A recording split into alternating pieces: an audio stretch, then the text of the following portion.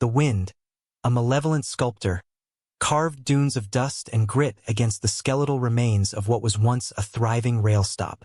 Now only the depot building stood, a hollowed-out skull on the desolate plains, and even it seemed to sag under the weight of forgotten promises. Inside, nestled amidst the fractured beams of a collapsed roof and the whispers of 1,000 lost journeys, Elara lay, her breath hitched, ragged and shallow, catching on the pain that gnawed at her left leg, a pain that had become her only constant companion since the wagon, driven by her opportunistic brother-in-law, had jolted away without her. He'd left her there, a burdensome widow with a useless leg and a small, quickly dwindling purse, a last cruel jest in the wake of her husband's consumption. Her once robust frame, built for honest labor and motherhood, felt like a leaden anchor now, trapping her in this purgatory. Fear, cold and insidious, had coiled itself around her heart, tightening its grip with each passing hour. She had tried to move, to crawl, but the agony was a fire in her thigh, and the limb refused to bear her weight. Despair, a thick, suffocating blanket, threatened to extinguish the last ember of her will. She listened to the incessant whine of the wind, a mournful dirge, and the distant, mocking wail of a train, a lifeline that would never stop for her.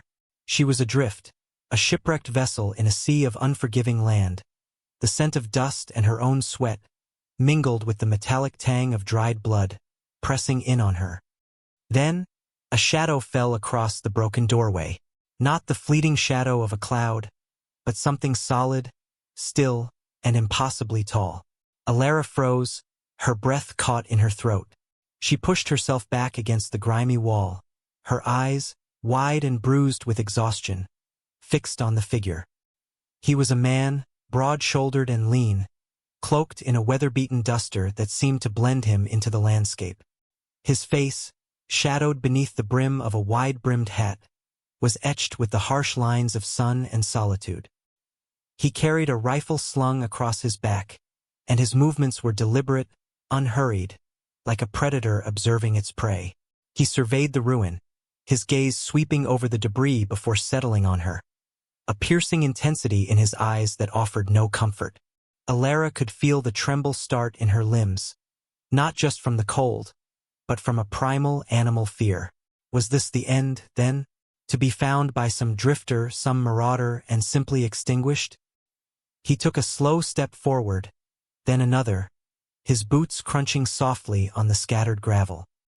He stopped a few feet from her, still as a statue, and then he spoke, his voice a low rumble, rough like river stones. "You're hurt." It wasn't a question, merely an observation, devoid of pity or warmth. Elara could only nod, a tight, jerky movement of her head. She was too parched, too afraid to speak. He crouched, his movements surprisingly fluid despite his bulk, and though his face remained unreadable, his eyes, dark and sharp, dropped to her swollen leg. He didn't touch it, just studied it with an almost clinical detachment. Broken, or bad twisted, he rose slowly, then straightened, his gaze meeting hers again. No train coming through here for days, maybe weeks. Not one that'll stop. He paused, and for a terrifying moment, Elara thought he would simply turn and walk away, leaving her to her fate. The thought was a fresh stab of agony, worse than her leg. But then he added, "You coming with me, or you die here." It was not an invitation, but an ultimatum, delivered with the stark truth of the plains. Elara stared at him, torn between the terror of this unknown man and the certainty of her death if she refused. The cold seeped deeper into her bones, a constant reminder of her dwindling time. The choice, stark and brutal, hung in the frigid air between them. Elara swallowed, her throat dry and raw. The man offered no hand, no further explanation, simply waited, his silence more unnerving than any threat. She looked at her leg, swollen and purple, then back at his impassive face. Death by exposure or starvation felt like a slow, deliberate torture. What he offered, however unappealing, was at least a chance. She pushed herself, grunting, to a sitting position, every movement sending a fresh wave of agony through her limb. She could feel his eyes on her, unblinking, assessing. Where are you going?" she managed, her voice a reedy whisper. "My place," he replied, his tone flat. Not far, his not far was a relative term. She would soon discover. He then turned, and without another word, retrieved a rolled canvas from his saddlebag outside. He knelt again, and this time, his hands, calloused and strong, moved with a surprising gentleness as he fashioned a crude but effective splint for her leg using broken pieces of timber he found in the ruins and strips of canvas. He worked efficiently, his proximity bringing with it the scent of dust, leather, and something else, pine, perhaps, or wood smoke. He tied it securely, then, without warning, scooped her up. Alara gasped, her hands instinctively clutching at his duster. He was far stronger than he looked. Her heavy frame lifted with an ease that both shamed and amazed her.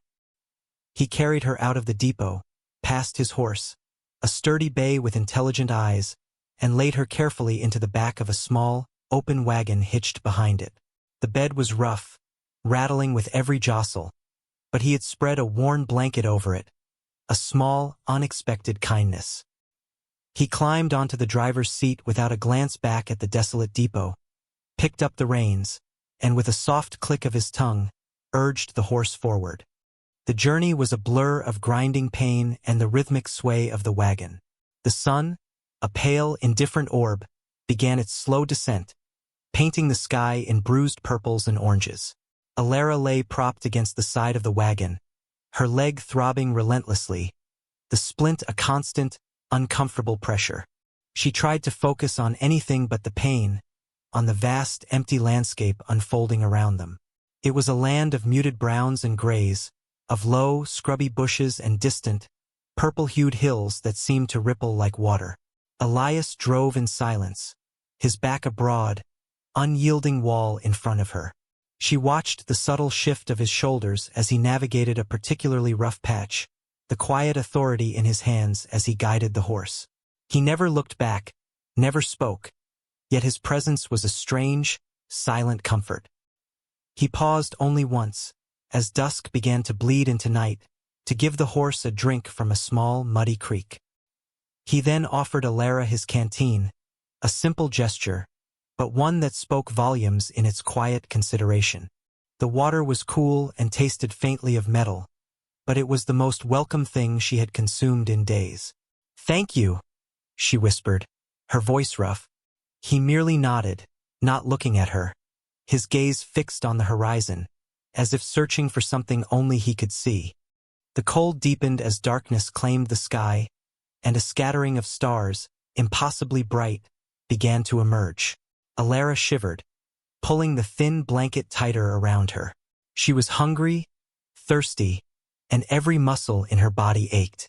Yet, strangely, a flicker of something other than despair began to stir within her. It was a fragile seed of curiosity about this taciturn man who had, without question or complaint, taken on the burden of her brokenness. Who was he? What kind of life did he lead out here, in this unforgiving wilderness? She studied his profile against the deepening twilight. The strong jawline, the hint of a hawkish nose, the unyielding set of his mouth. There was a loneliness about him, she thought, as profound as her own, yet he wore it with an air of quiet defiance. He seemed at home in this vast emptiness, a part of its harsh beauty. The wagon bumped along, a small, isolated island in an ocean of silence, punctuated only by the creak of the wheels and the soft snort of the horse. Alara found herself drifting, her mind a kaleidoscope of pain and vague relief. She had been so sure she would die alone in that ruined depot, a forgotten woman in a forgotten place.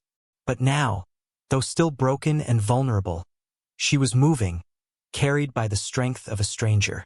It was a bewildering sensation, this reluctant dependency, this slow, dawning realization that life, despite everything, was clinging to her, refusing to let go. The cabin appeared suddenly, a low-slung, dark silhouette against the burgeoning moonlight, nestled in a small hollow surrounded by a cluster of gnarled pines.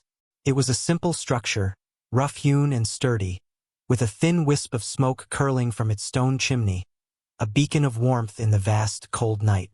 Elias pulled the wagon to a halt, the horse blowing softly, its breath pluming in the chill air.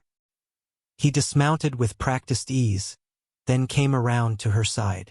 Again, without a word, he lifted her, his arms strong and steady, carrying her towards the cabin.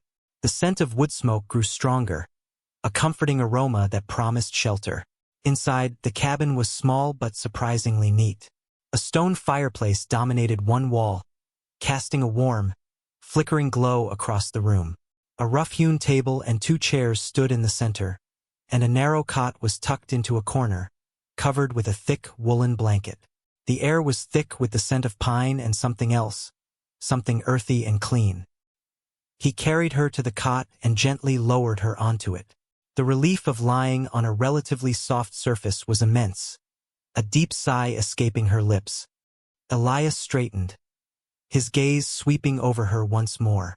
Then he moved to the fireplace, stirring the embers before adding more wood, coaxing the flames to life. The crackle and pop filled the quiet space, a soothing counterpoint to the wind howling outside. He then returned with a basin of warm water, a clean cloth, and a small leather-bound pouch. He knelt beside her, and with a quiet precision that belied his rough exterior, he carefully unwrapped the crude splint from her leg. Alara winced, but his hands were surprisingly gentle. He cleaned the wound, his touch cool and firm, then produced a small, sharp knife and a piece of clean linen.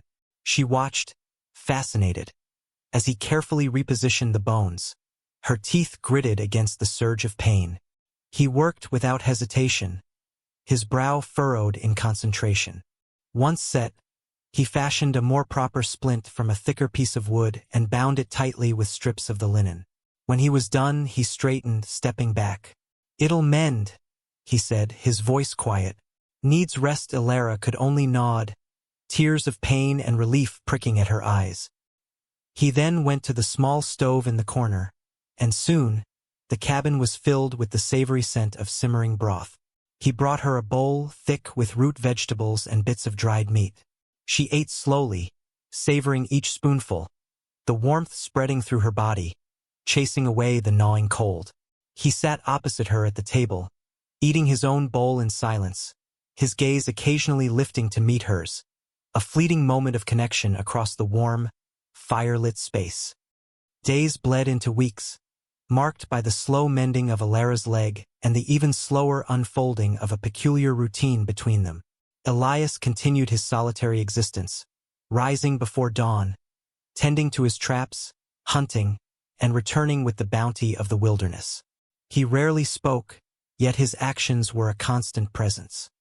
He would leave her water, ensure the fire was stoked, and place food within her reach. He never hovered, never fussed, but his quiet efficiency spoke of a deeper care than any effusive words could convey. Alara, confined to the cot initially, found herself observing him, piecing together the fragments of his life. She learned that he kept his tools meticulously clean, that he sharpened his knife with a quiet hum, and that he drank his coffee black, staring out the single window at the endless expanse of land. She learned the subtle changes in the wind's song, the way the light shifted across the cabin at different times of day, and the comfortable rhythm of their shared silence. As her legs slowly regained strength, she began to move, first tentatively, then with more purpose. She started with small tasks, sweeping the dirt floor, kneading dough for bread, mending Elias's worn shirts. She moved with a quiet determination, reclaiming a sense of purpose that had been stolen from her. He never asked her to, never even commented, but she would sometimes catch him watching her, a flicker of something unreadable in his dark eyes. One bitter morning, a blizzard howled down from the mountains, trapping them inside. The wind shrieked like a banshee, rattling the small cabin's single window pane. The cold seeped into the very stone of the fireplace, challenging the warmth within. Elias, grim-faced, spent the morning reinforcing the door and windows. Alara, hobbling on her still-healing leg, helped him, holding boards, fetching nails, her movements slower but resolute. As the day wore on, the cabin grew colder, the fire struggling against the onslaught. A sudden violent gust ripped through a weak spot near the chimney, sending a shower of icy wind and snow into the room. Elias cursed, a low, guttural sound, and moved swiftly to block the breach. "Needs patching," he grunted, reaching for a sack of mud and straw. He worked methodically, his face streaked with dirt and snow, his hands growing numb. Alara watched, then instinctively grabbed a heavy blanket, holding it tight against the gaping hole, shielding him from the worst of the blast while he worked. He glanced at her, a fleeting, almost surprised look in his eyes, before returning to his task. They worked together in silence, a rare unspoken understanding passing between them, a shared battle against the relentless elements. Hours later, the breach was patched, the cabin sealed once more, though still bitterly cold. They huddled by the fire, exhausted, the storm raging outside a constant reminder of their isolation. Alara looked at Elias, his face streaked with soot, his hair damp with melting snow. He looked weary, but there was a quiet strength in his gaze, a resilience that mirrored her own. She finally broke the long silence. You could have left me." He looked at her then, his eyes deep and unreadable in the firelight. "Didn't seem right," he murmured almost to himself, before turning his gaze back to the flames. It was the longest sentence he had spoken to her, and it carried a weight that no flowery speech could. The blizzard raged for 3 days, pinning them inside. They moved around each other in the small cabin, a dance of unspoken courtesies and shared endurance. Alara, her leg protesting but holding, took over the cooking, preparing hearty stews from Elias's dried provisions, and kept the fire fed. Elias, in turn, ensured the cabin remained secure, clearing snow drifts that threatened to bury them. Their shared silence became a comfortable space, filled not with emptiness, but with the quiet hum of two souls, bound by necessity and mutual respect, slowly finding a rhythm. On the morning of the 4th day, the storm broke. The world outside was transformed into a pristine, silent landscape of deep snowdrifts and glittering ice. The air was crisp, biting, but the sky was a clear, brilliant blue. Elias, bundled in his heavy coat, went out early to check his traps. Alara watched him go, a strange pang in her chest, a mix of relief that the siege was over, and a quiet reluctance to see the comfortable stasis disturbed. She began to clean the cabin, sweeping away the last traces of the storm's intrusion. Her leg, though still stiff, felt stronger than it had in months. She had survived. More than that, she had contributed, had found a way to be useful, to be herself again, not just a burden. Elias returned later that afternoon, his shoulders dusted with snow, carrying a brace of rabbits. As he stooped to remove his boots by the door, he looked up, catching her eye. There was something different in his gaze now, less guarded, perhaps even a hint of acceptance. "Winter's here to stay," he observed, his voice a low rumble. Alara nodded, a small smile touching her lips. "Seems so." She watched him as he moved to the table, laying out the rabbits. His movements were still economical, but there was a newfound ease in their shared space. He seemed less like a lone wolf, and more like a man who had, perhaps inadvertently, found a kindred spirit. Alara had no illusions. Their lives would remain hard, marked by the unforgiving land and the constant struggle for survival. But she no longer faced it alone. The fear that had once consumed her had been replaced by a quiet resolve, a strength she hadn't known she possessed. She had been broken, abandoned, and left for dead, but in the desolate quiet of this isolated cabin, in the unspoken connection with this stoic stranger, she had begun to heal. She thought of the life she had left behind, the scorn, the pity, the feeling of being discarded. Here there was none of that, only the stark reality of the land, the quiet hum of the fire, and the silent understanding between two people who had found solace in each other's unexpected presence. The future was unwritten, as vast and unknown as the snow-covered plains outside, but for the first time in a long time, Alara faced it with dignity, with a flicker of hope, and with a quiet, undeniable sense of belonging. She picked up a knife, ready to help, a silent testament to the fragile, resilient bond that had taken root in the most unlikely of places.